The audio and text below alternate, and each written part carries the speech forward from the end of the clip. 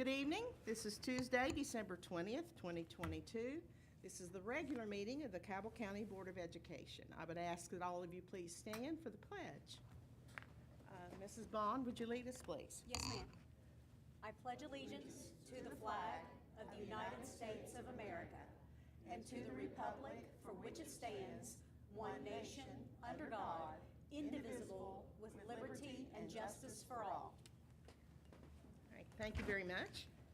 Next on the agenda, we're going to have holiday music by the Explorer Academy Astronauts, directed by Ashley Brown. So, Now, can we yeah, go down? We're going to come down Can there, we come Ashley. down? So, Okay. Yay! Hello. Okay, hello. So the Astronauts is our show choir composed of 3rd, 4th, and 5th grade. We have an intensive program at Explorer where we have archery, digital art, theater, show choir, and many great things. And these kids have chosen to be here, and they are excited to sing for you. We are singing Season's Greetings and Out in the Snow.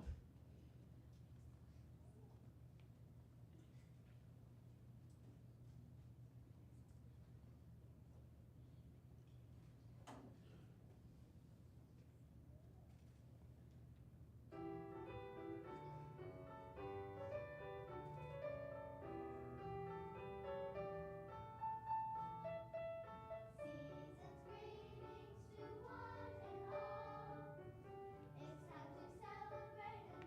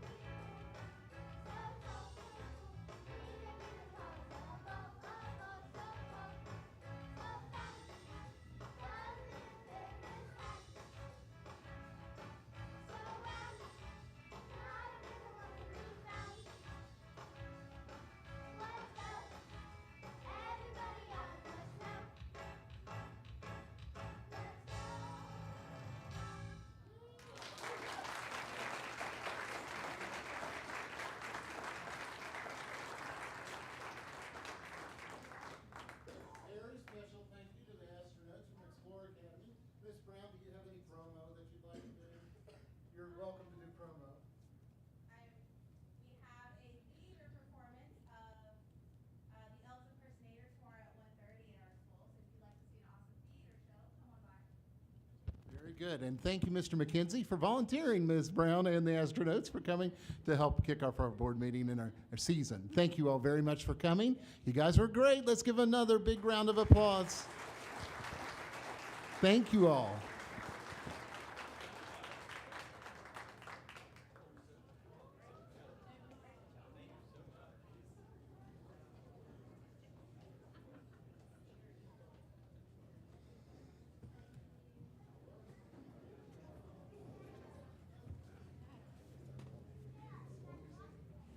Did you notice the hand jive? Because it was in there. I saw it. We had hand jive action going on. The hand jive was my favorite. Oh, yeah. Did you see it? Oh, yeah. That was cool.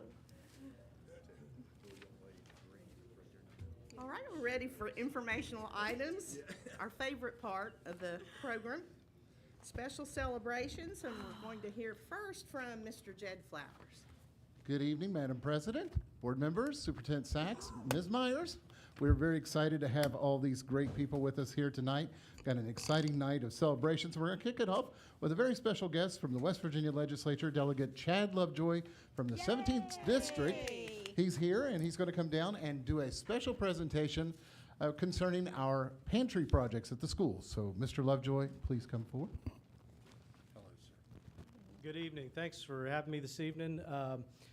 At the end of my term here, it'll be the end of my service. We had available to us in the legislature some grant opportunities on the end of the year. And so one of the things that's always been important to me is food insecurity in our schools. So of course I reached out to Travis Austin and said, what do we need? What can we do? He surveyed the schools, and we were able to determine 4 schools that were in need of some infrastructure. There's some good abundance of food right now, but shelving and different things like that. So we put together a proposal that included Cabell, Midland, Spring Hill, Crossroads Academy, and the Career Technical Center. And so I have for you this evening a check for that. You know, we in Cabell County are fortunate not only to have the greatest high school football team in the state, but also to have, we're the leaders in food security. I mean, all over the state, the different counties, they all talk about what's happening in Cabell, from summer feeding to the lunches, and so we have a lot to be proud of. And so hopefully this will help. So I have just to present to you a check for $6,000 for the infrastructure for our county. Oh, thank you. That's outstanding. Thank you.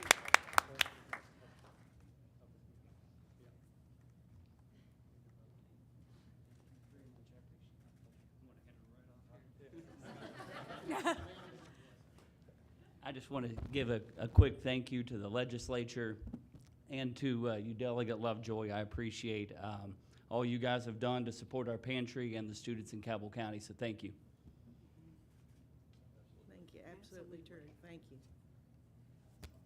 Mr. Lovejoy, would you mind sticking around? We'd like to be able to do a more official photo with the board here in a second. Thank you so much. Okay, and I don't know if you noticed, Mr. Lovejoy, I put Santa, he's on the cell phone up there. It's a little networking Santa that we put up here. Thank you very much for bringing that to us this evening. Next, we're going to recognize our annual state student Christmas ornament competition. Huntington High School art student Serenity McNeely recently was honored as the first place winner in the annual student state Christmas ornament competition presented by First Lady of West Virginia, Kathy Justice. This year's theme was the Nutcracker, and her ornament, which you should see on your screen there, will permanently hang in the West Virginia State Museum in Charleston. And of course, her instructor, our superhero from last month, Leslie Smith. Leslie, and of course, will you all please come forward? Miss McNeely and Miss Smith, please come forward. Oh, she didn't make it. Oh, no. Parents were real excited, Oh, come up. but my student, she's a wonderful student. Serenity is just, she slipped in as a 9th grader. I usually don't take 9th graders in ceramics because of, you know, all the health stuff. So anyway, she slipped in, and I just loved her from first sight, and I was like, show me what you can do, and she just whipped out this little, she's just gifted. She just learns, you know, I show her something and she just takes off with it.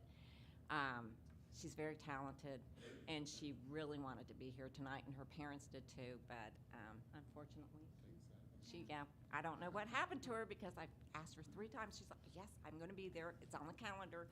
So I'm sorry she's not here, but she is very gifted, and so is, you know, all of our students. Mrs. Stewart can attest to that. She's one of the other art teachers at Huntington High School, but we have wonderful students, and they make us look good, so. But I'm sorry she's not here. Will you just let her know how proud we are of her? I will. Yes. I will. Yeah, please do. She'll be very disappointed. Thank you. Well, thank you for being here. Okay. Next, we've got some more art winners. The Prevention Empowerment Partnership Poster Contest. Recently, the Prevention Empowerment Partnership held a poster contest. PEP is a coalition of various agencies, organizations, and individuals working together to reduce local substance misuse with strong collaborative partnerships and community ownership using awareness, education, and community-wide solutions. 2 Huntington High School freshmen received awards for their posters. The winners are Layla Montella, first place, and Abby Thompson, third place, and their instructor is Shannon Stewart. And is Layla here, and Abby? Come forward, please. All right. Now, these, of course, are posters with meaning, and I wanted each of you to kind of explain your poster and what it means. So, you're the first one on the left, right? I'm on the right. You're on the right. Okay, so they know. So in my poster, I put like a regular teenager in the middle to represent basically all high schoolers. You know, like could be anybody.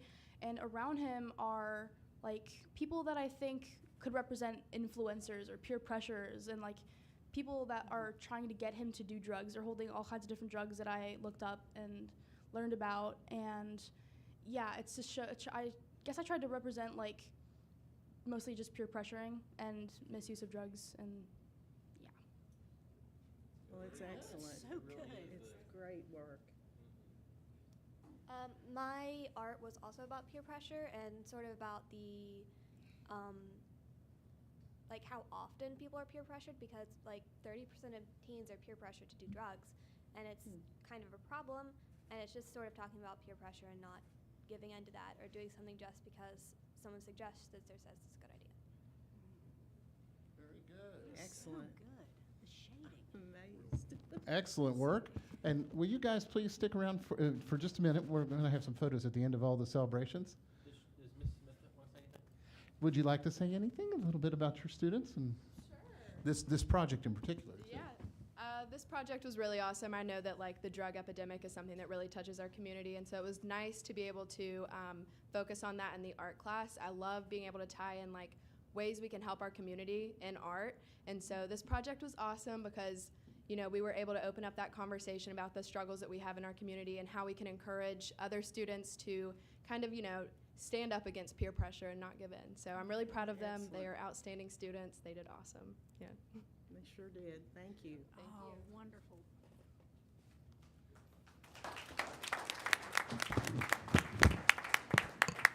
Thank you all very, very much. Our next celebration, the WVSSAC AAA football champions, Huntington High School. Let's give them a big round of applause. As we all know, because we were watching, the championship game took place December 3rd in Wheeling, where Huntington High was successful against opponent Parkersburg South. The Highlanders outscored the Patriots 28-3 and held them to only one field goal the entire game. And we're going to have Coach Billy Seals come forward, and he's going to introduce the members of the team that are with us tonight, the Highlanders. Yay!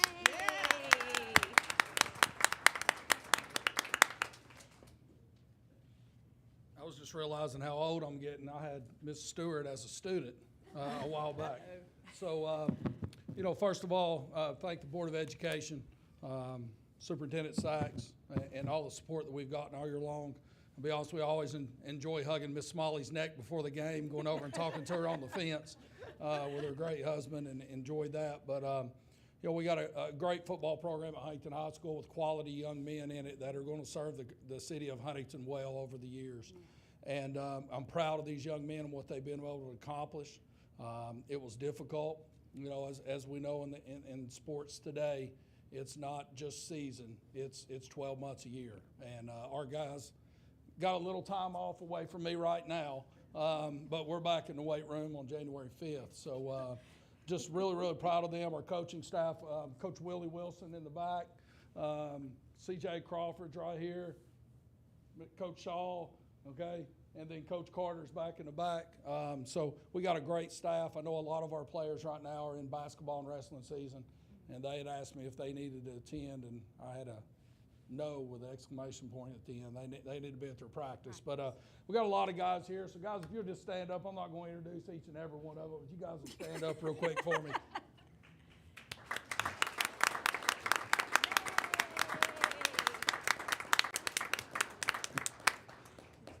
And these guys do a great job of representing Huntington High School they do. on and off the field. You can watch that state championship game, and you saw one team lose their composure, and you saw one football team with a lot of class and a lot of discipline. And so that helped us win that football game. So thank you, guys. Thank you to the players for everything that you've given to our program and coaching staff as well, because as we all know, to be successful, you got to put a whole lot of time in. And so thank you guys for having us, and we appreciate it. Well, thank you for what you and your staff do.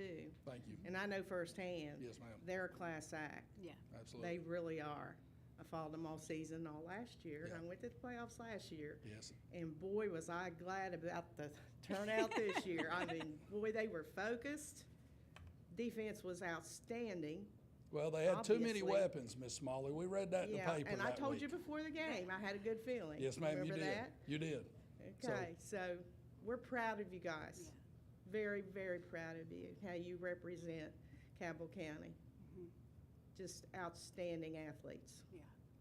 Got a lot of D1 players coming. Yes, we do. Pressure's on, huh? Yep. All right. Thank you, guys. Now, if you guys don't mind, we're going to do some photos with the board members. Oh, I'd like to have a picture of them. Yes. We'll bring them up here. And Chloe has a big crush on this one right in front here. Second, he's got earbuds in. Does he know that she does? Or is that a secret?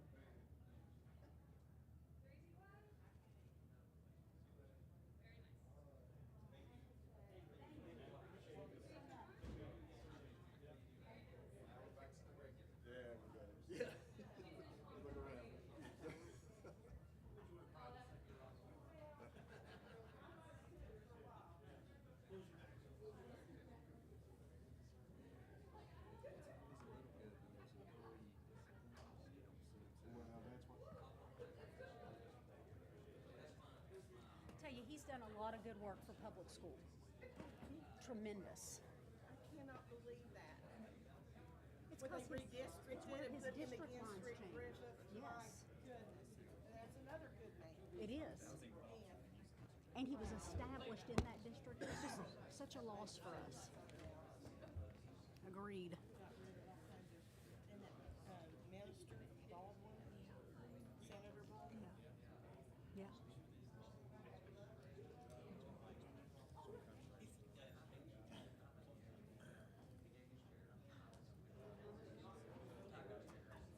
Sad.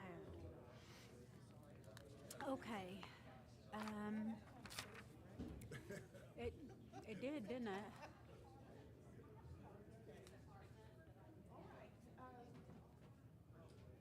Back on here. Mrs. Watts, do you want to go ahead? We ready? All right, next, update on instruction and leadership services. Ms. Kelly Watts. Good evening, President Smalling, Superintendent Sachs, board members, and Ms. Myers. In your booklet under instructional updates, you'll find a survey, a packet of information that we're going to go over. One of the things that when COVID hit, we already knew that we needed to do a better job with family engagement. And what does family engagement look like in current states, but how can we improve it? And typically at the elementary level, we have good family engagement, and then as you go through secondary, it looks different in the form of if you're a band parent, you're involved, or if you're in athletics, but then it's like, how do you really involve your families? And as we have also evolved, our families have changed. And so Dr. Sachs challenged me to, look outside the box, and we came up with a family and community engagement facilitator. And how could we had done some surveys, how could we actually improve our family engagement and community engagement for the betterment of our schools? We were very fortunate to hire Dr. Stevens. She comes to us with a creative mind that pushes us into a different era in the 21st century that I think our parents and our community and our families have really started gravitating to. So one of the things that we're very happy to share with you is the data that we've been collecting to see how our family engagement has improved. And I can't say enough about Dr. Stevens. She comes to me with some of the craziest ideas. And I kind of look at her, and I'm like, have you done this? Have you done that? Have you talked to the community? Have you done this?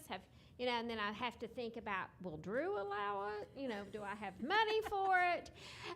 Oh, I've got that worked out. And I have to say, the integration into my division has been a godsend because she has really brought our parent partners. I have put her over our parent partners within our title schools. She's reached out to all of our PTO presidents. She has built a partnership with our community members, our business leaders, that has really forged a strong network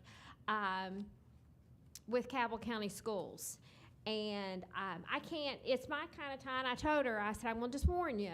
I'm gonna brag on you a little bit because, now she's kind of the face of the Parent Academy on WSAZ. Mm-hmm.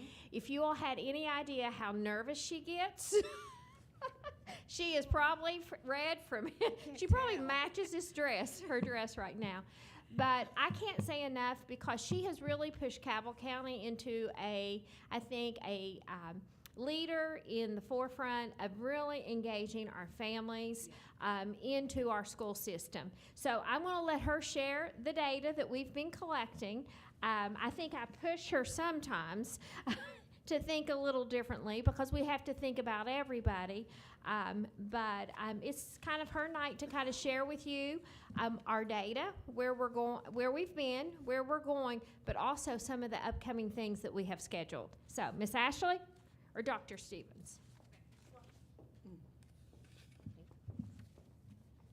And you'll get to open your box here in a moment. I promise we'll get there. Thank you all so much for having me. I'm excited to get to tell you about the work that we've been doing. And I want to start with some of the data because I think it speaks really well to the work, not only, thank you, that has come out of my office, but more importantly has happened in our schools.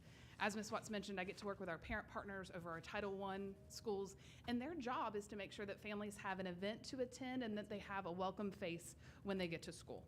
So we want to make sure that if there are things that perhaps parents in different types of schools and different types of situations would be able to provide for their kids that they can't, we want to build that bridge and be able to create those bonding experiences or those learning activities, things that I might do with my kids just because I'm a dork and I want them to go to the museum or whatever. We're able to bring those into the schools and create those experiences. So on your first page of data, this is countywide.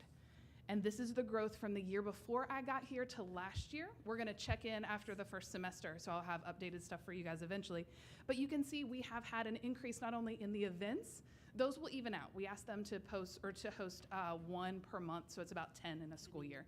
We're not gonna forever grow that. But they did increase by 64%, and the attendance is up 74% overall. And that feels real good to tell you, and I didn't host any of those. That was our team, those were our parent partners, and we've done that by collaborating and talking about, this went really well at my school, or I planned it and it kind of fell flat. What did you do that might make it different? They work really well together. They're the sweetest group ever. And as we go through, I started with high school. As Ms. Watts mentioned, secondary family engagement is a different animal. It is harder. Families engage in the ways that matter to them that don't always show up on spreadsheets for us. So it is what it is. But you can see at Huntington High that they had a huge increase in attendance and in their events. Wow. Huntington Middle, over 100%. Huntington East, 100% in events and 85% in attendance. And then we get into our elementary schools. As you go through these, you will find that one of our elementary schools has a decrease in attendance, and I'm really proud of that, and I want to tell you why.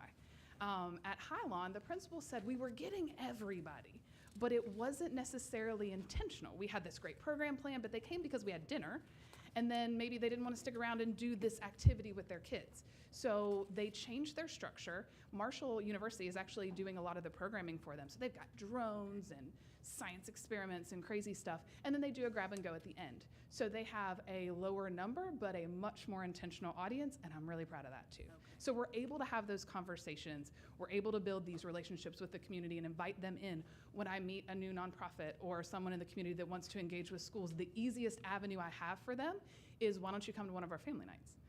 Because they have things they want to offer, and we have the people they want to offer them to. So that is sort of what is happening in family engagement in terms of those Title I events.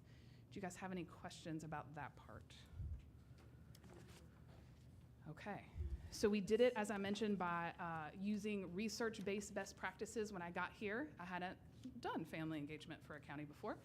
And so I went to the one place I know, which is the books. And we figured out what's working, what are the normal challenges. Cabell County is not unique in that we have the same types of families that have barriers. And so we looked at what those were, and we removed as many as we could. We also have that collaboration with parent partners. And we are blessed here that everybody wants to help our kids. I've never walked into a room and been like, my kids need, and someone turns their back or doesn't perk up about it. The issue sometimes is having an intentional way for them to engage. They may have tickets to an event, but if they don't plan it at a time that we're, if they plan it during testing week, we can't enjoy that. So being able to have those conversations about, what do you have, what do our kids need, and how can I be a conduit to make this an intentional, mutually beneficial collaboration. And so I think that has been the strength of you guys creating a position like this, is that I can run point on all those things from a teacher perspective, being a part of the Division of Instruction, and as a mama. So another thing that you guys tasked me with when I got here that, she's right, makes me turn inside out. You've seen more of my WSAZ videos than I have because I can't watch them. But I love planning them. I love scripting them. I love contacting people for them. I just don't like watching them after the fact. But it is Family Academy. And that is the next thing you guys should have. It's kind of gray and it has a little rainbow at the top. So when this started, we did it in-house, and we were really, really proud of it. There are not things like this going on in other counties, so you guys are unique in that. And in the first year, we did 12 videos and had about 31,000 views, which for a county, sharing it on social media was pretty dang good. We were really proud of that. And then Mr. Flowers had a connection to WSAZ, which I super appreciate, though I hate you every Tuesday afternoon. And so we moved Family Academy there, which increased the frequency of the videos and the viewership. And so you guys can check that out at the bottom. By the end of this year, we will have done 1 per week, which is 52 videos. It's a lot of hustle, it's a lot of thinking, it's a lot of crafting and the things that I do like. I can't talk about the views because they're a lot and they freak me out and I don't like that part. But if we extrapolate what they tell me people watch, it'll be around 3.5 million views by the end of the year. Wow. Right. You know that Oh I've my been God. introducing you as the new John Mara. Oh, gosh. Yeah. Oh. Yeah, you're the new John Mara for WSAZ. I don't know if I would hate that more or if you would hate that more. But you guys can see what we've done each month. I'm really proud of these. I've got about 3 years worth of wild ideas for making these work. So it's not a matter of coming up with them. It's a matter of making them fit into the schedule. We have had a chance to feature our students, which I never was in this frame, and it was the best one we've done. Our kids got to come in, and we had a very intentional collaboration with Refresh Appalachia. They're part of Coalfield Development, and so they retrain workers, and they have high tunnels, so they brought produce, and our kids made it live on air. It was the coolest thing. And so we did 3 of those videos. 2 of them are already out. You can check them out on our website. The kids had a blast, and we'll do the same thing with Cabell Midland in the spring. So there's lots of chances to kind of. that one. Those kids were well spoken. Didn't they do a good job? Especially that little gal there. Yep, it was a lot of fun. Really good job. She does a great job. Huntington High and Midland, they switch off on catering several different lunches that we do here at the board office every month. And that young lady there is always the one that is leading the way as to what we're eating and giving us she'll be a great little chef. Yeah. Absolutely. And not all culinary futures happen in a restaurant. A lot of them happen on blogs or they happen on Instagram. So I was really happy that they'll have this in their portfolios, when they step out. Yep. That was great. At the bottom, in the coming soon area, I have a list of some things that I think will happen in the spring. But if you guys would like to get together and kind of brain dump some things that you would like to see or have any input in that, I would welcome that. I want to make sure that we are talking to parents about the things that you want them to hear. And so that is an option. For the rate of growth, it's down in the bottom right-hand corner. We've made a lot more videos and had a lot more views. You guys can check that out. And then I have a box for you. So this is a driving kind of structural force for the 2023 year for us. We've wanted to do something that creates intentionality with our families so that they can have a chance to spend time with their kids and they know that they don't have to plan it. We don't have to have there's nothing ever to do here. Those, ooh boy. Anyway, so we don't have to have those because I can come in at the end of the month before and say, hey guys, next month our theme is this. Here are 15 different opportunities. Some are cheap, some are free. All of them are worth it so that you can plan one for your kids. We've made it plug and play. If they want to print off a card from our website, they can. If they want to just make one up, they can do that too. But if you guys will open your boxes first, I need you to have a kid lens. So the very first thing in there, you're a kid, you found this gift on the counter or under a tree or at the beginning of the year, and I want you to open your envelope.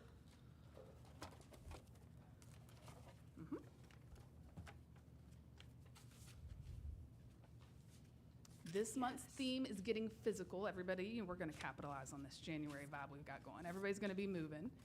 And we are doing something different. We might be riding mountain bikes at Heritage Farm. We might be doing my favorite kid yoga at home. We might be hiking. We might be climbing the rec wall. But we are doing something. And so families can decide based on their budget, their schedule, their kids' interest, what that is. And that is what a kid will have a chance to open. So it creates that intentionality that we're going on an adventure this month, and it's perfect K-12 depending on what you choose. Okay, so you're not a kid anymore. Kid lens off, you are now a parent. The next thing in there is for your parent brain. There is also a parent guide of here are the things, here are the resources, here are the local shops. I worked with the Visitors Bureau and the Chamber of Commerce. They have been such great collaborators on this project so that we know what is available here. We have too much wonderful stuff going on in Cabell County to not be taking advantage of it. And the reason it's only for parents, that it's not on the back of that first card, is because you might have chosen something that wasn't, what your child would have chosen, or something that they would have loved might have been out of the budget. So this way, the only thing the kid sees is what works for your family, but the parents have that information as well. Okay, you're not parents anymore, you are now board members. At the back, you have all of the cards in case you want to use them with your family, but the things I want you to know that are coming out of this project are intentional time spent. We are upskilling our parents on the types of things that we know build great learners and build great humans. That one-on-one time, every time I'm on WSAZ, I'm talking about turning off your phone and making sure you're all in. We're looking for teachable moments and empowering parents to be the ones to deliver that. We can't catch up. We can't get their kids where we need them on our own. And this, I hope, empowers and motivates, all of the people who are working with our kids to join us. So that's what's coming up on Family Academy. Thank you for your time. I'm glad to answer any questions if you have them. And if you want to workshop Family Academy videos, I'm in. Any questions? That was an excellent Yeah. presentation. Thank you. This is great, and the data speaks for itself. You've done a phenomenal job. Very, you. very well done. And I'm going to use these. So thank you. You're welcome. Yeah, this is very, very good stuff. And this, in my opinion, this type of stuff solves so many of our problems, academic, behavior, Yeah. across the board. So very good. Thank you. President Small, I had the privilege of attending down at Huntington, our middle school, and met Ashley down at the Jingle Mingle. I had no idea what I was getting into. Fun. And I was so impressed with not only her, but with Josh and the others that were there and the parent partners. Very, very, just the community interaction. And I think the best thing is ever how you got Ernie to dress up as Santa Claus? I really don't know how that happened. But that was really I good. heard how that happened. Well, I heard it too, but I want to see if Mr. Cunningham will admit to it. Oh, Anyway. yeah, that's what I was saying, if he's going to admit to how that happened. So, But I really wanted to just say, Ashley took me under her wing. She introduced me to people, and I was just really, really impressed. And I'm glad that you had the opportunity to come here and speak in front of us. I'd love to learn more. And I told Dr. Saxon where I want to go up and meet your parent partners again at Huntington High. But again, just thank you for what you're doing, because it was a very enjoyable evening. Thank you so much. Appreciate you guys. by the way, I stole her from Putnam County. All right. Good job. Yes, and as you can see, her brain is always moving, and she does. She has a connection that she's able to really take. She listens to the executive directors. She listens to Keith's office, Kristen's office, and then she's out in the schools, and she is able to really think about being that conduit to the community, and I think that's really her strength. And I really kind of wanted to showcase her tonight because she is the person behind the scenes. Even though she is John Mara now, I understand. I know her personal struggle, but her creativity, as Jed can say, is in the scripting and in the idea making. And I really think that we have an opportunity to really let Cabell County shine and really engage our families in a way that's more meaningful to support our kids. So I'm very honored and blessed to have her. She challenges us all, and my goal is to continue to grow her. So I will now turn it over to you, Mr. Hardesty.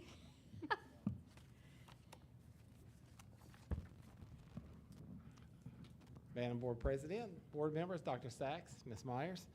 I want to begin by drawing your attention to the last page that Dr. Stevens went over, the Family Academy. Yes. The bottom right corner, the rate of view increase was over 11,000%. I don't have anything to share with you that's that impressive tonight, so I thought I would lead with that. So.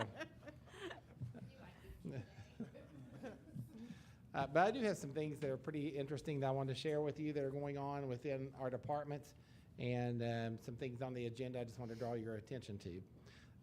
We had delegate here this evening, Delegate Lovejoy, that presented a check to Mr. Austin. The work that he and Mr. Cooper are doing down there is just great. I wanted to share with you again that we do have food box distribution that will go on for our families next week on December 27th. And that will take place at the Milton Pre-K and here at the board office from 11 to 12. And we have availability for our parents to sign up, and they have indicated that and have that out there for them. ESG, put in the board update how the lighting has been progressing. That lighting is finishing up. We have a few items that they need to on their punch list to finish up and correct. They've been very responsive to those as we have found those. And the water conservation work from that contract begins on January 4th. So we're excited to move into the next step. And lighting went really quick across all those schools that received new LED lighting. The contractor at Cabell Middle and High School, I just wanted to make sure that you all were informed, is now on day shift. We had to block some time off there this week due to finals. So there were certain times when finals were being given that they couldn't drill or pound or things like that. But what they're really doing is the block work on the safe school entrances, and they really need the daylight for that. So they are on day shift currently there. They had been on night shift all along, and just wanted to make you all aware of the change. Height Saunders. If you haven't been by Height Saunders, what a change in the appearance of that building, and what a change in the classrooms. They are in the process of installing the new windows in the classrooms. They're doing a fantastic job. They come in, they demo, they come in and the next evening put the windows in. When they finish the installation of the windows, the caulking, they move all the furniture back. When the teachers and the kids get there the next morning, it's ready for class. And just a really quality work, and the appearance of the building on the outside. And I don't know if you could tell in the pictures from the update last week, but you could see a difference as it's going down the front of the building. It just looks fantastic. What a change in the appearance of the building. You can't really see that with the roof because people don't see the roof. You can't see it with the HVAC pipes or the sprinklers. You just don't see those things. But wow, what a difference the windows make. It brightens up the inside of the classroom.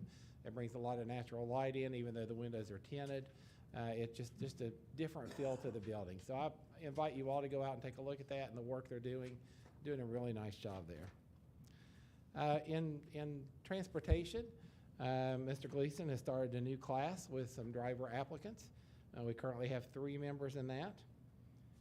In the maintenance department, just to let you all know, as I'm sure you have seen the forecast, we're not really sure what's coming up this weekend, starting Friday, but that's just the beginning of the season for us. Yeah. And so our maintenance department has taken the steps necessary to prepare all of our equipment.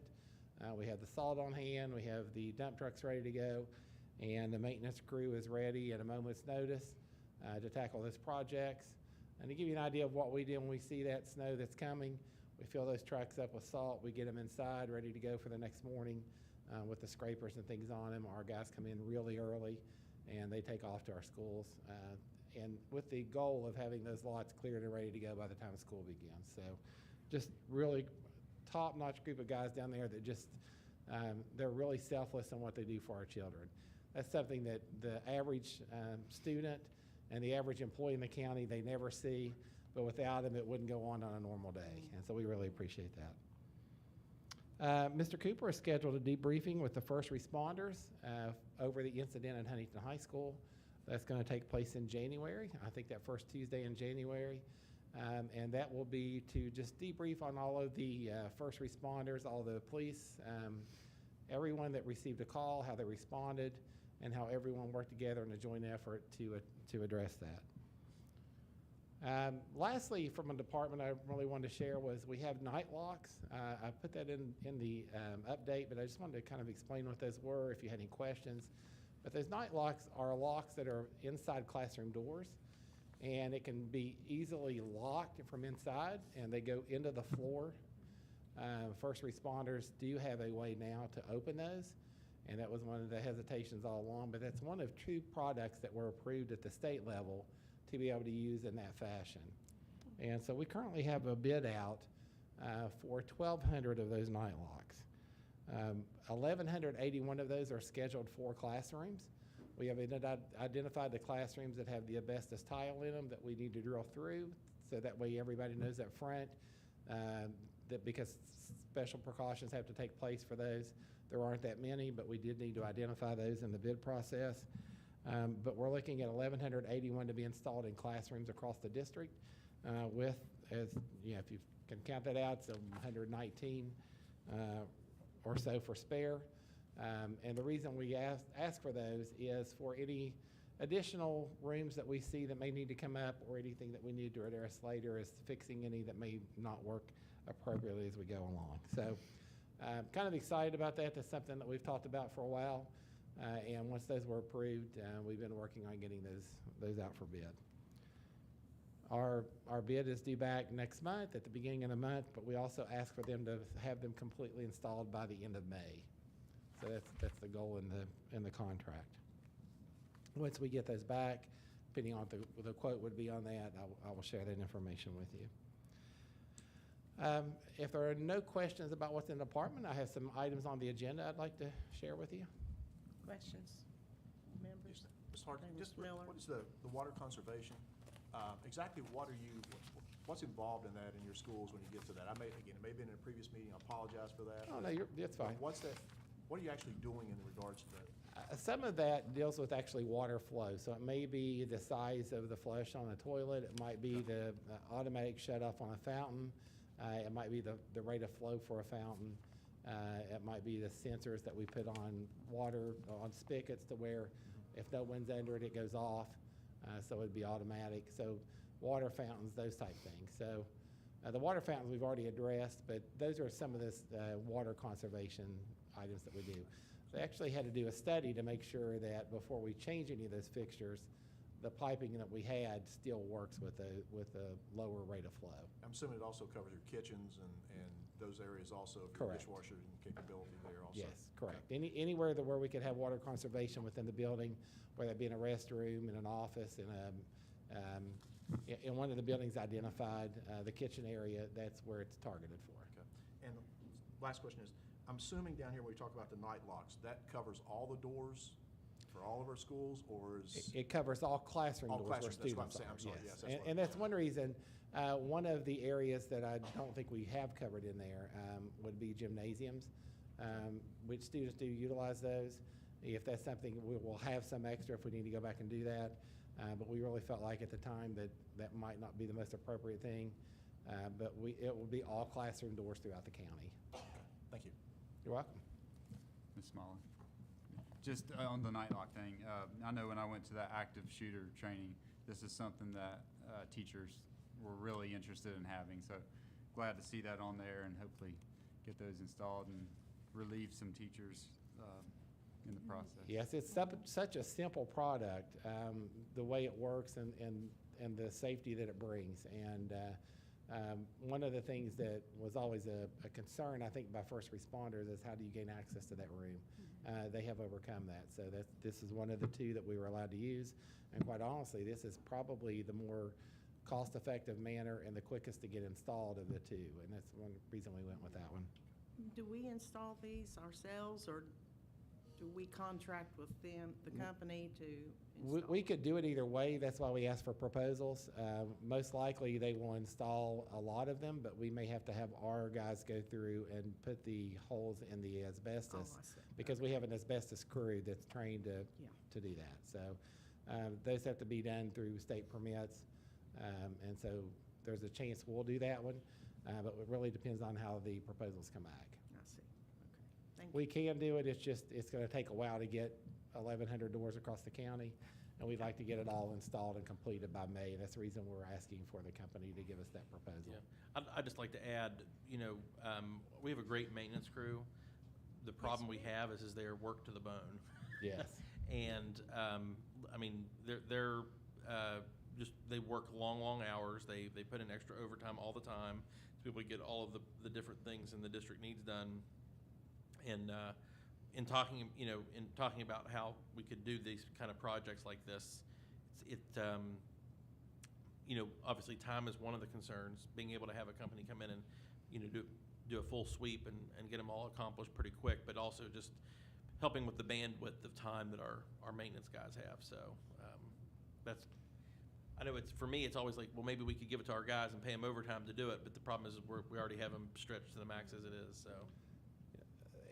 They are the ones, the very ones I was talking about clearing the lots and things. Those are the same guys that are out there at 4 in the morning and 4:30 in the morning.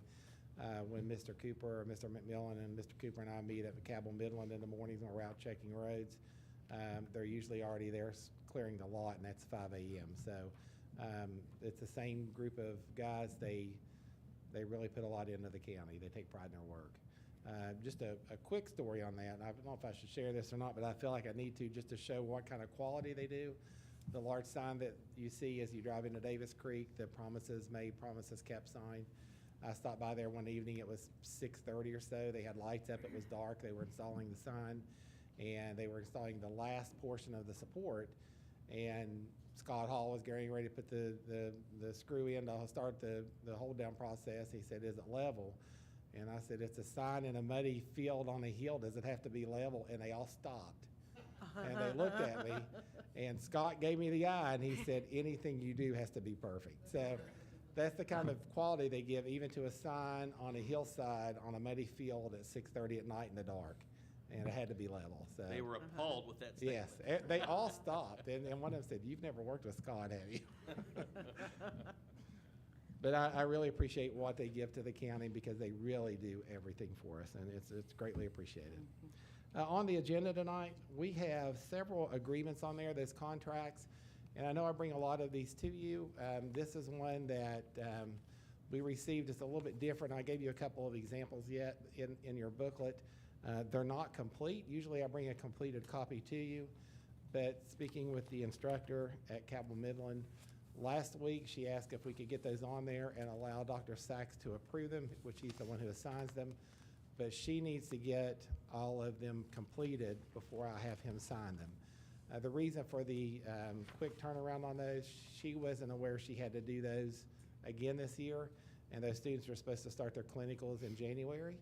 And so she's working to get those signed now, and I didn't want them to have to miss something trying to get it on a board agenda later. Yeah. So this is really giving him the authority to sign those and enter into those agreements once she gets those completed with those entities.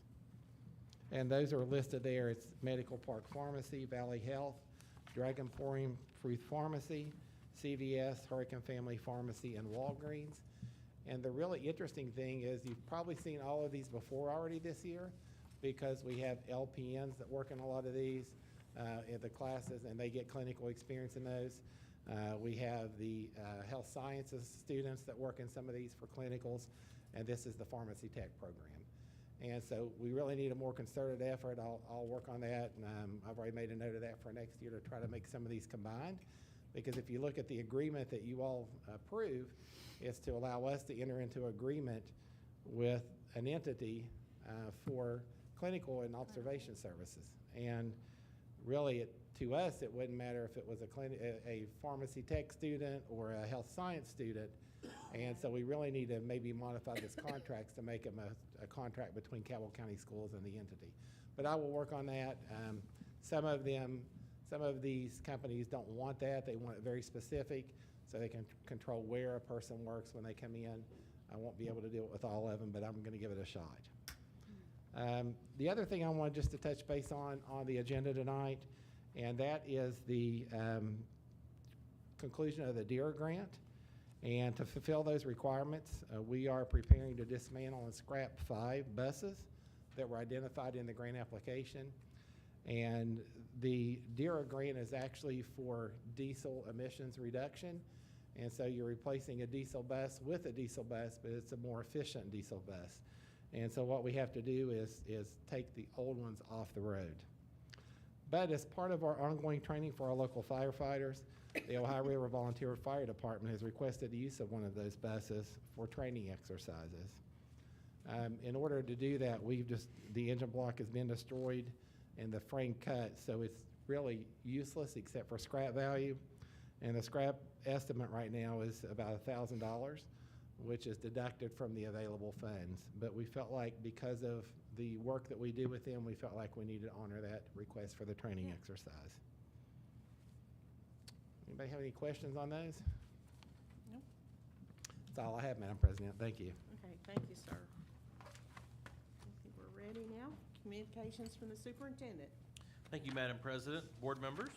It's been a busy couple weeks. Just a couple shout outs to the Cabell Midland cheerleaders who had a wonderful send off to the state championship I think it was last Saturday. They did a wonderful job representing our school district, and so we're very proud of them. Huntington High School last Friday did their Huntington High School championship trophy reveal for both the Lady Raiders, who did phenomenal this school year, as well as our Huntington High School football team. So we want to congratulate both of them, and of course we've congratulated the Lady Raiders before, and of course Huntington High's football team this evening. As you also saw, we recognized some students this evening for the Prevention Empowerment Poster Contest. So we want to congratulate again Layla Montoya and Abby Thompson for their first and third grade placements in the state. And then of course, how beautiful is the ornament that will be for here on out being placed on the state of West Virginia Christmas tree, and for winning that ornament contest. So congratulations to Serenity McNeely. Milton Middle School students created a prototype for a woman with MS, and the school had a guest speaker, Mr. Cliff Sullivan, was able to stop by and help one of our teachers, Angela Fowler, and Michaela Matthews' career lit classes. This is just an example that I wanted to share with the board of how we're really trying to make sure that these career literacy classes that we have going on across our middle school programs are hands-on and trying to create some real-life world experiences for these students. You know, and how more exciting can it be that you're trying to create a prototype as a solution for someone who has a medical condition like MS? And so, very rewarding activity indeed. We also celebrated our holiday concerts are in full swing across the county, and we had some amazing shows throughout the county. We want to congratulate our students for all their hard work. We want to thank our families for supporting their children, as well as coming and supporting their children at these functions across Cabell County schools. Last week, we hosted a visit from Nucor Steel. They visited our Cabell County Career and Technology Center, where Mr. Leland Steele, who's our marketing and grants manager, was able to facilitate this meeting with them. We had Mr. Barnett and Miss Scarberry, who also joined us. These individuals that came from Nucor ranged from everybody from employee onboarding to some of the actual line managers that have been working with the company for a long time, and really were able to give us some insight as to what they were looking for, and the full scope of what this facility is going to be like. And I tell you, it is amazing. It's impressive. When they tell you that their starting salary for entry level positions is $100,000 a year, it's pretty spectacular. And so one of the nice things, I know we're no one can leave. I'm just saying. But you know, one of the wonderful things that we were able to show with them is our students. Our students were able to lead them on a tour. They were able to talk with them about simulated workplace, and they were able to really, you know, by example, show them their I would say soft skills in action. Which when I go and I talk to some of these industry individuals, and we talk to them, we say, what skills are you looking for? It's not about how well they can do X, Y, and Z that's related to that company. It's not about that they understand the molting process, or that they understand how the machine works, or that they understand the electrical components. We want them to be able to communicate well with other adults. We want them to be able to show up to work. We want them to be able to have good communication skills. We want them to have a good work ethic where they have a drive to improve themselves. Those are the things that we need. Everything else we can teach them. And so what they were able to see is not only the skill sets of what our students are doing through several of our different career and technical education programs, but the soft skills as well. And that was really, really important. I will say that I think that they left very impressed, because they've gone to other surrounding counties, but they didn't get to see what this does, what we do.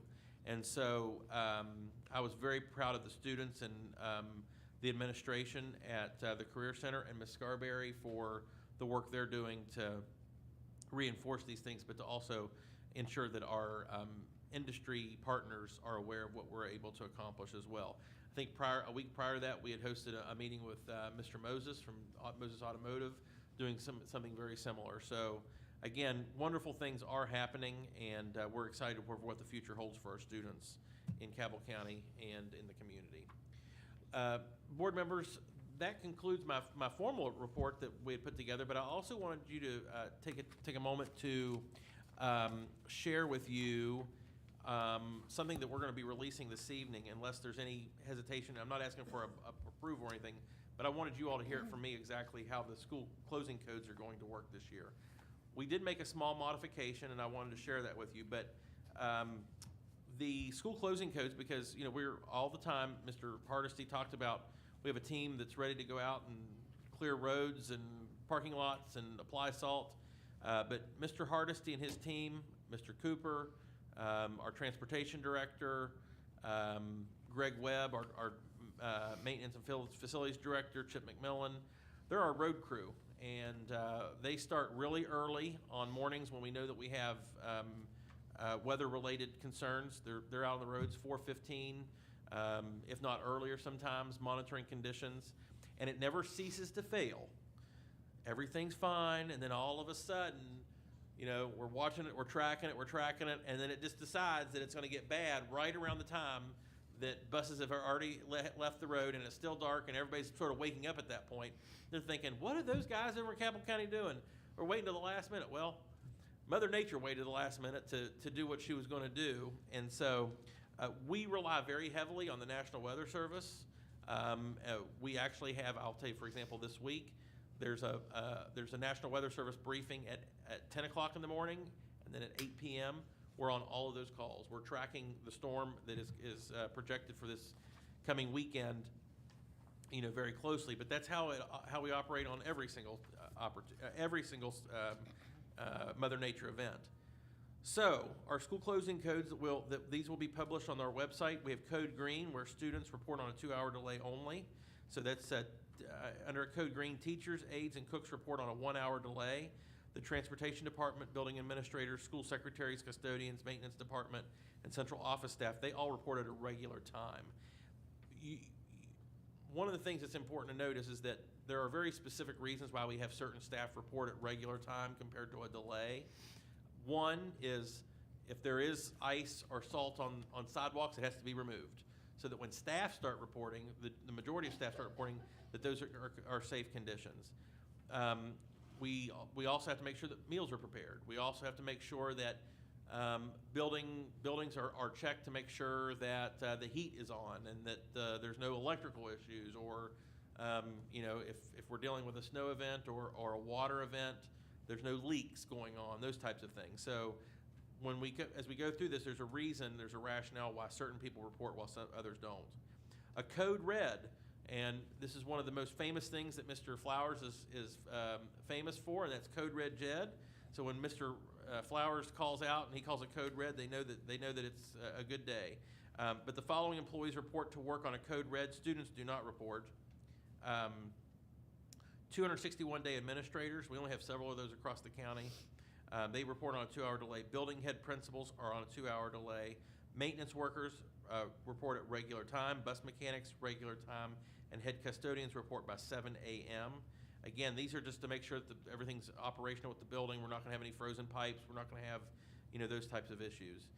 The following employees report only following the 6th OSE day, which is the Outside Environment Day, for Code Red or Code Blue, and that's 261 secretaries and 240-day employees. The reason we have those individuals report is that it's part of their contract time. They have so many days in their contract, and if we don't have them work, then they haven't worked their full contract. So that's one of the reasons that we have that. Employees not listed on the report employees not on the list will report on any Code Red day, will not report on any Code Red day. However, if the district utilizes all 6 OSE days, then employees that have that have a contract in excess of 200 days will have to have their ending date of their contract extended. I'm going to go on down here to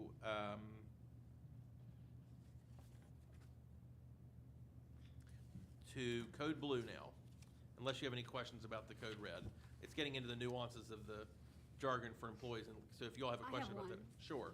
May I, President Smalley? If we go down to that next last paragraph, it shows the parameters in which those days can be used. Utilized prior to the last day of June and may not be utilized on the day that requires the hiring of a substitute to cover that absence.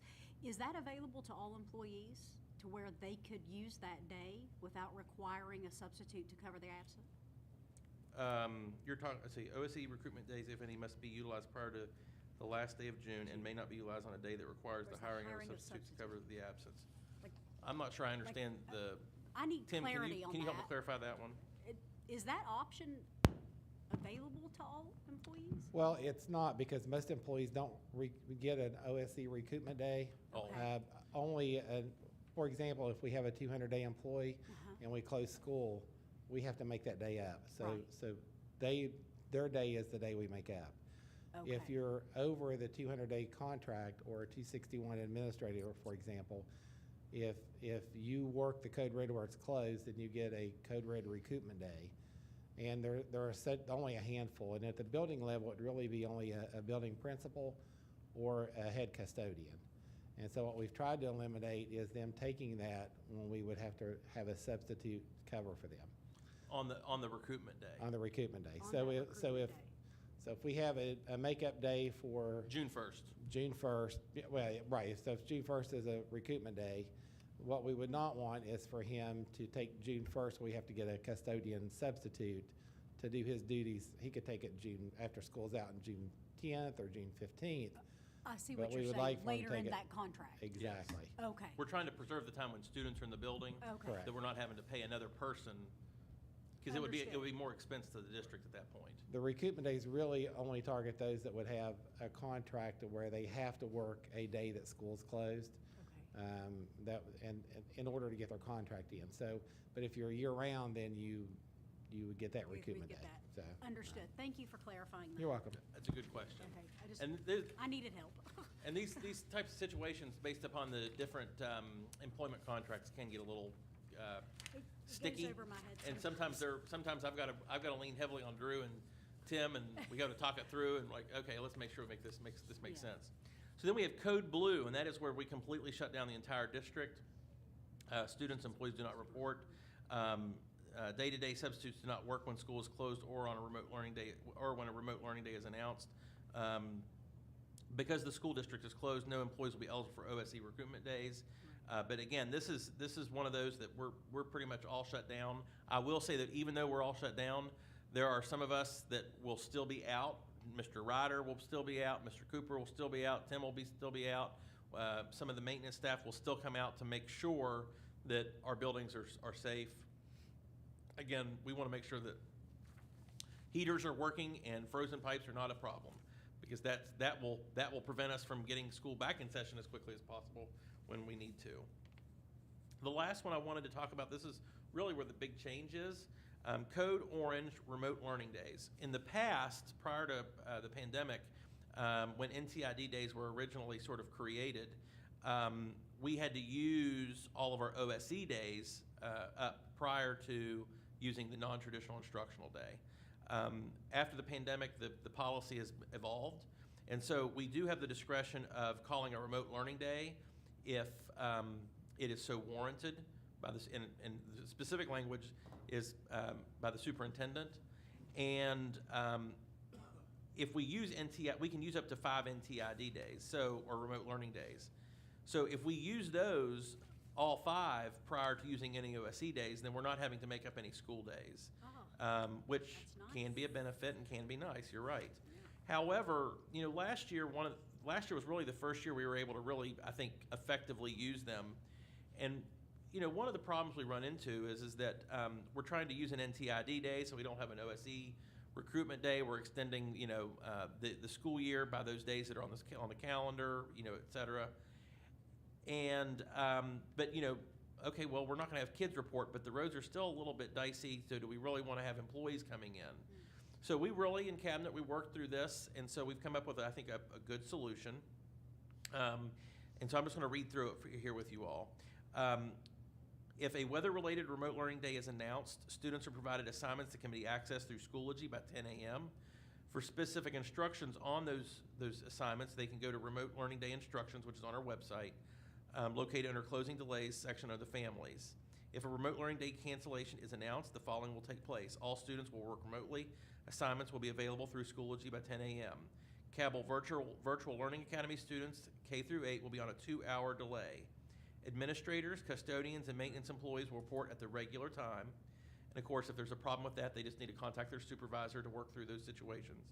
But all other professional and service employees will begin the workday on a 2-hour delay. If they can assist students, complete staff development, or accomplish other assigned duties from home, these employees may work remotely. If they are not able to work remotely, they must report to their work sites.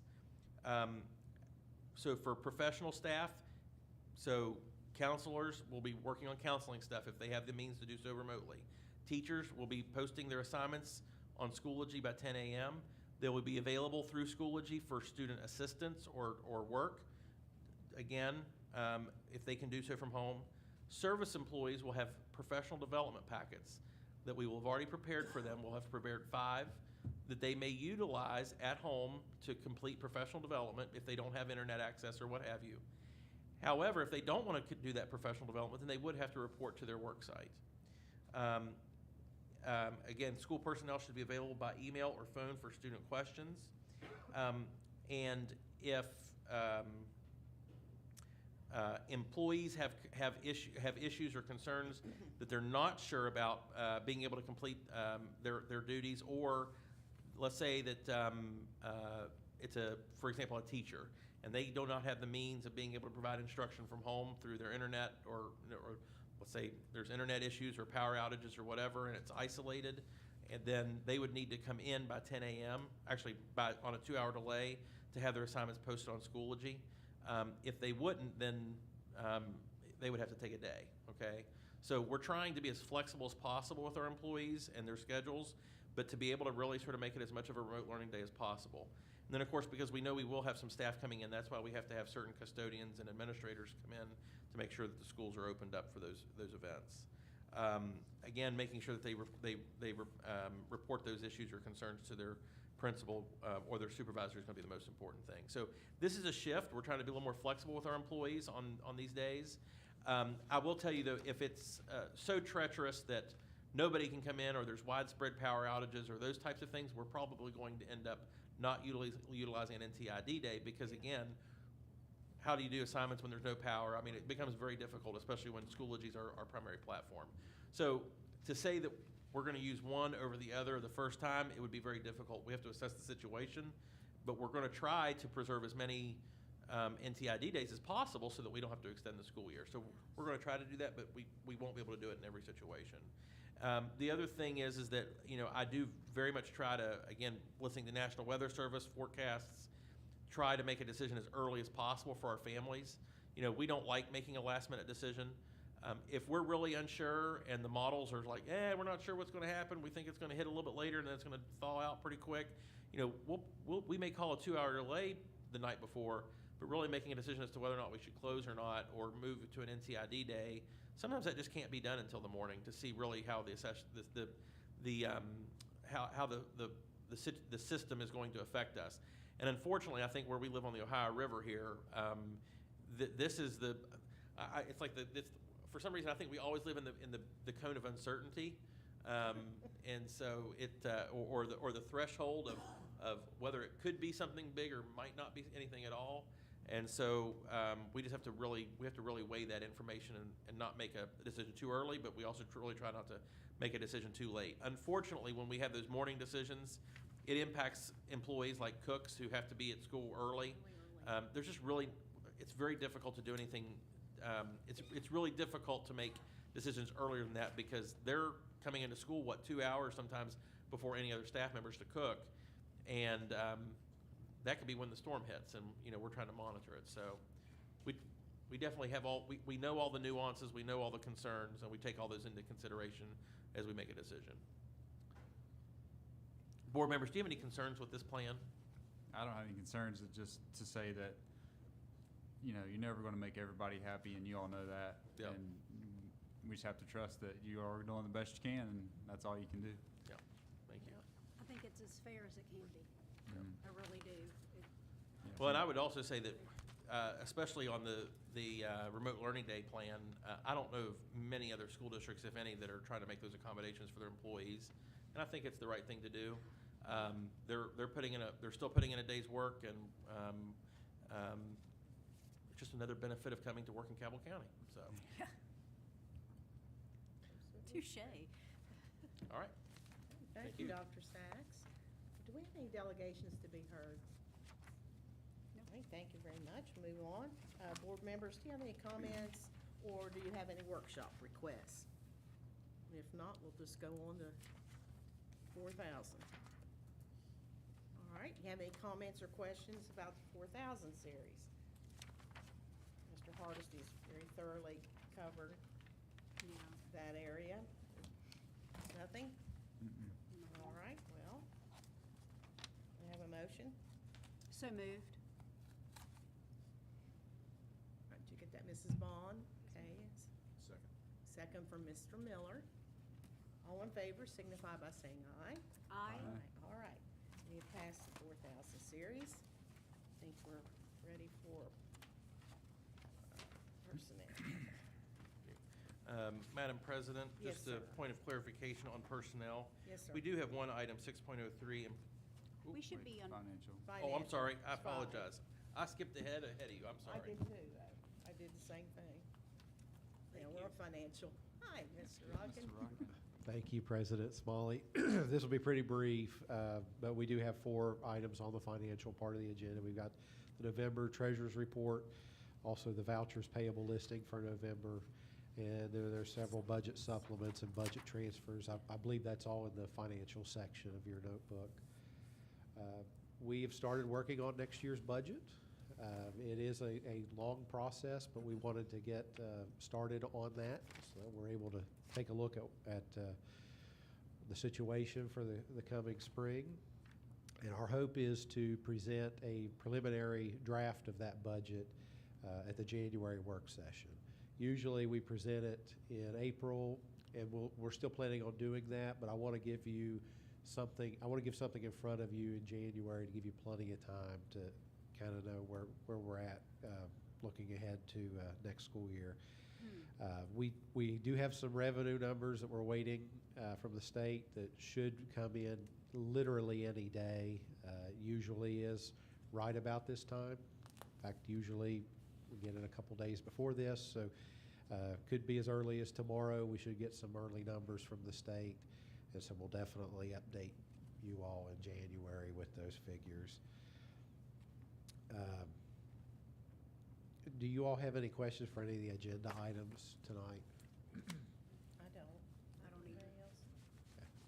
All right, very good, thank you. Thank you. Thank you very much, Mr. Rockin. We appreciate it. All right. Now, Dr. Sachs, did you have something you wanted to? Yeah, thank you. Yeah, I just wanted to make sure that you're aware that there is item 6.03, which, oh, We need to vote on that 5,000. Oh, I'm sorry. I'm sorry. I'm sorry. You're really excited to get to that. Making the I'm same just trying to get mistakes through it. together. Do I have a motion on the 5,000 shoot. series? So moved. Mr. Pauly motions. Second. Second from Mrs. Bond. All in favor signify by saying aye. Aye. Aye. Unanimous. Passes. You're up. I don't want to now. I just was bringing your attention to, in the 6,000 series for personnel, there is a recommendation for employee discipline, which would need to be voted on separately, and you all may want to, you may need, if you all want to go in there, we don't have a hearings, they have not requested a hearing, and so you all may want to further clarification, and if so, that would be fine. Just wanted to give you the opportunity. All right. Board members, do you want to do that? I went through I'm the very email that I good. received, and We I, all received the yeah. letter with the I've already information. read through that. I don't have any further questions concerning that. Okay, so we won't Okay. go into executive session. So if you would like to entertain, I can make the recommendation for 6.03, and then after that, you can vote on the remaining Yes, let's do that. personnel section? Yes. All right, so, I'll ask superintendent to go ahead and give us that all right, Madam recommendation. President, hang on a second. Okay, I'm making sure I remember the name. I recommend that the board ratify a 3-day unpaid suspension for Helen Freeman. All right, you've heard the superintendent's recommendation. Do we have a motion? So moved. All right, moved by Mrs. Bond, seconded by Mr. Miller. All in favor signify by saying aye. Aye. Aye, motion carries unanimously. All right, now we need to vote on the remainder of the 6,000 series. Do you have any questions, comments about that? All right, I'll ask for a motion. Go ahead. I move to approve the 6,000 series as Yes. presented. Mr. Miller makes the motion, I'll second. and Mr. Pauly seconds. All in favor signify by saying aye. Aye. And motion carries unanimously. Okay.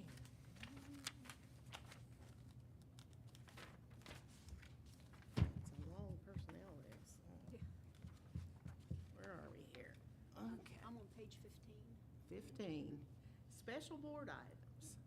Delaying Phase 2 attendance area changes to the 24-25 school year. So I'll ask Dr. Sachs Sure. if he would comment on that, please. Thank you, Madam Chair.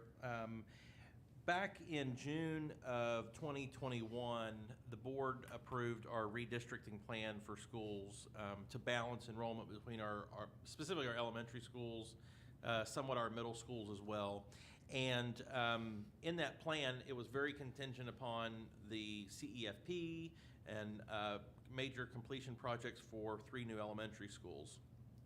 And so really, what the board approved was to address an immediate issue and then a long-term issue, which was balancing our enrollment. So there was a Phase 1 and a Phase 2. Phase 1 has already been implemented. Phase 2 was to concur with the opening of 3 new elementary schools, which we, at that time, projected to occur for this coming fall. But that was prior to a lot of inflation and supply chain issues when that decision was made, which has obviously delayed the construction of these facilities. You know, Davis Creek's just getting ready to break ground here in the next couple days. And so in order to, not upset the apple cart too much, because the current facilities we have aren't all equipped to really handle influx of students, nor do our transportation departments, are they prepared for being able to transport students to, for example, Davis Creek as opposed to Village of Barbersville at this time. And it's not just about that elementary school system there. It's also middle school. It affects Heights Saunders. It affects Meadows. It affects Milton Elementary. So my recommendation here is that we modify, we change the Phase 2 implementation of redistricting to align with the opening of these new elementary schools, which would be the 24-25 school year. So that's the rationale and the reasoning for this request. So basically, nothing would change with next school year, Correct. 23-24. Yes. We're just merely moving all those decisions back.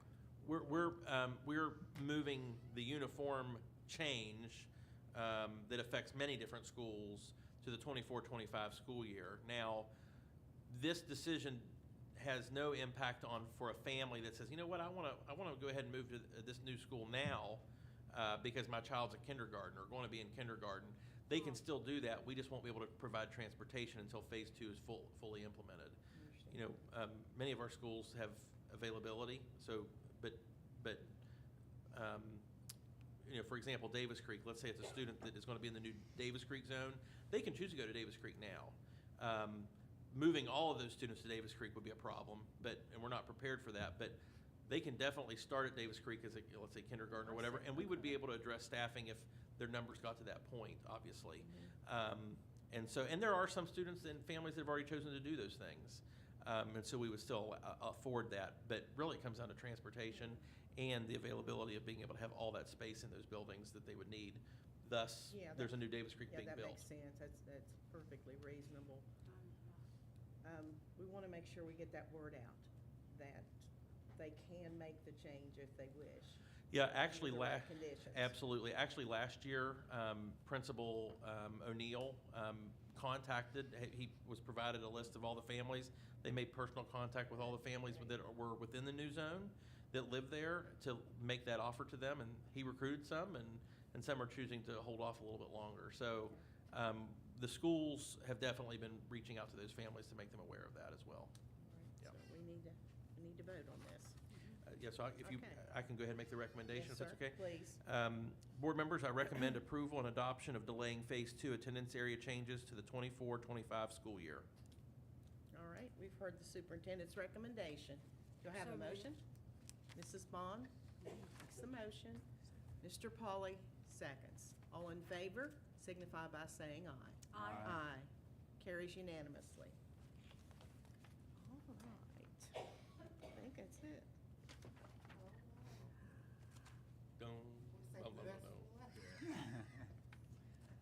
You all have gotten away like scot-free for the past couple meetings. Lots of haven't you? times, like a lot of times. Update on current legal issues. Mrs. Myers, Yes, Madam President. do we need to go into executive session Yes, please, Madam President. for an update on current legal issues? Yes, Madam President. All right. Make a motion that we go into executive Thank session. you, to Mr. discuss- Pauly. Second. Yeah. Mr. Miller seconds. All in favor signify by saying aye. Aye. All right, we are in executive session.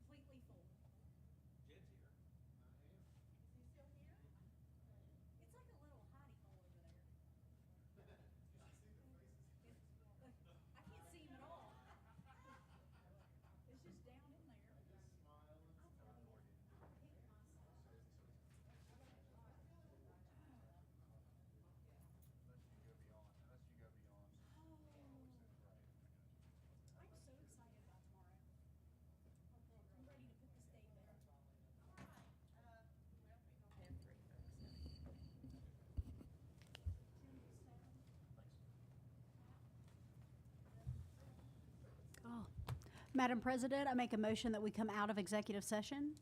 All right, Mrs. Bond makes a motion. Second. Ah. They said it right together. Yeah, it was really good. Mr. Polly seconds. All in favor? Say aye. Aye. Aye. Motion carries unanimously. All right, I will entertain a motion to adjourn until, when is it, January Third. 3rd? Till the new year. January 3rd. January 3rd, new year. I make a motion, or, yeah. Mr. Polly makes the motion, A second. and Mr. Miller seconds. All in favor, signify by saying aye. Aye. And we are adjourned. Merry Christmas, everybody. Merry Christmas.